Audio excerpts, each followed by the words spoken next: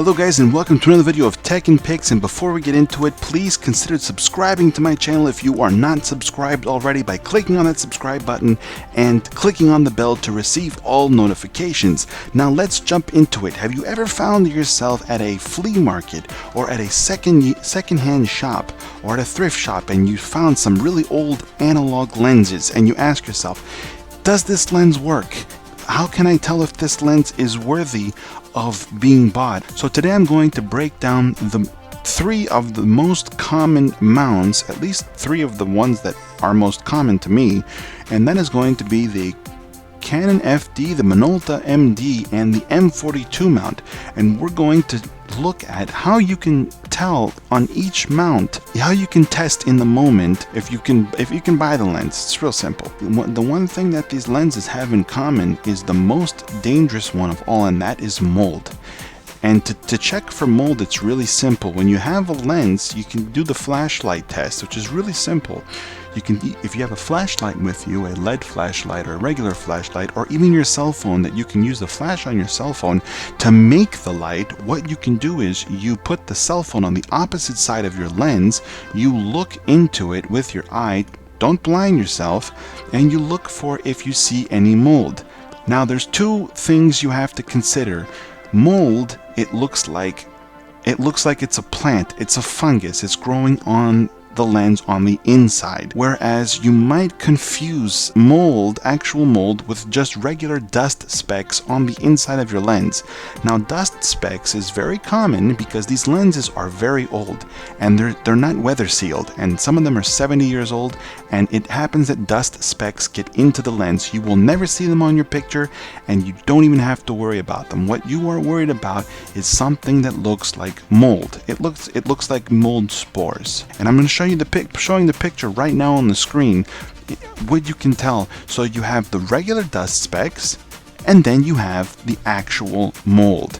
And if you see something like mold, unless you know exactly what you're doing and you want to open up the lens and clean it, go ahead and buy the lens. If it's at a great price, you can try and use that as a haggling point.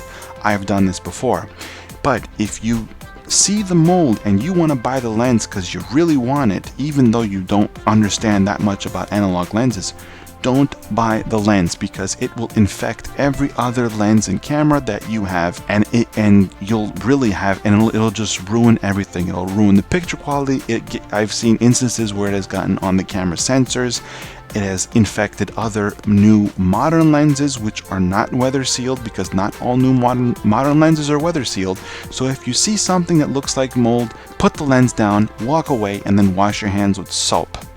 And some people say I might be overdoing it, but whatever. I still see it as a risk. You can never be too careful.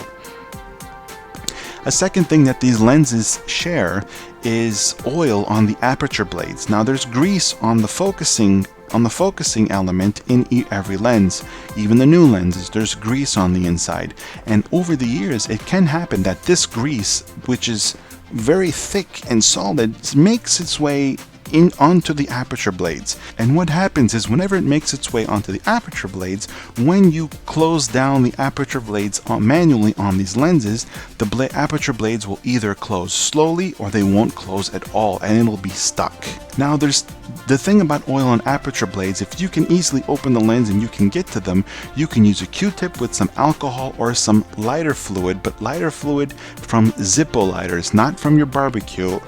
You can use this dipped on Q-tips and very gently rub on the actual aperture blades, and usually it comes off. I've done this a few times myself and it has worked fantastically. A larger number of the more common lenses have the same type of mount. Now usually M42 mounts, they have a little pin sticking out the back, as you can see in the video, and usually what you do is you can close your lens down to like an f22 or an f18, depending on the lens, and the aperture will not close. And the way you can test it if the aperture is working freely is you just press in on the pin, and you will see that the aperture will snap in and out. then it's completely normal. If the aperture snaps in and out, it is working correctly, and you can go ahead and buy that lens if the lens has no other artifacts on the inside like mold. So now moving on to the Minolta MD. This lens is very straightforward. It is not complicated at all. There are no little pins you need to push into the lens or anything like that. It is a very simple lens, and what you do is usually all lenses for this mount are designed the same. You can freely turn the aperture ring from the widest until the smallest one, and the aperture will freely open and close on the inside.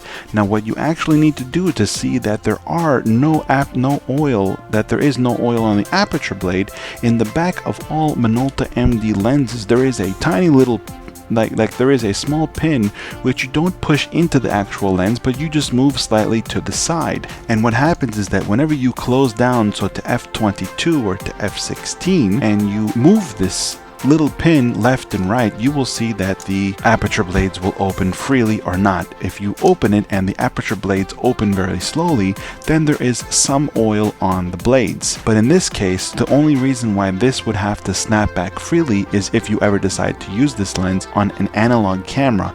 But if the aperture blades open and close freely with the aperture ring, then you honestly don't have to worry that much about it, and it's really straightforward, it's really simple, and all MD mounts are pretty much designed the same.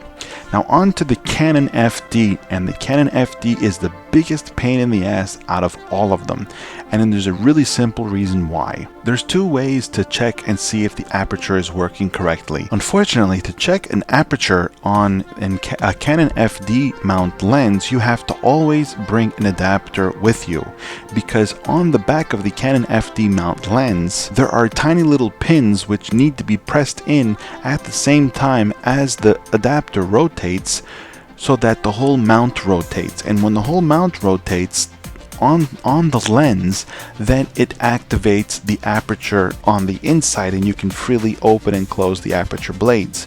Now if you have a little sharp object that you can press in these tiny little pins and sort of move the mount ring yourself if you know exactly what you're doing. But if you really don't know what you're doing, it is much easier to just bring an adapter with you.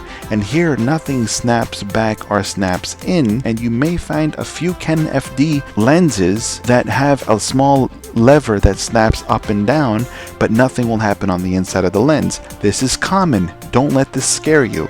What you really need, it's the easiest way, is to actually have an adapter with you to see if the aperture works. The reason why I actually featured the Canon FD into this one, because Canon FD mount lenses are usually some of the sharpest old manual lenses you can ever get your hand on.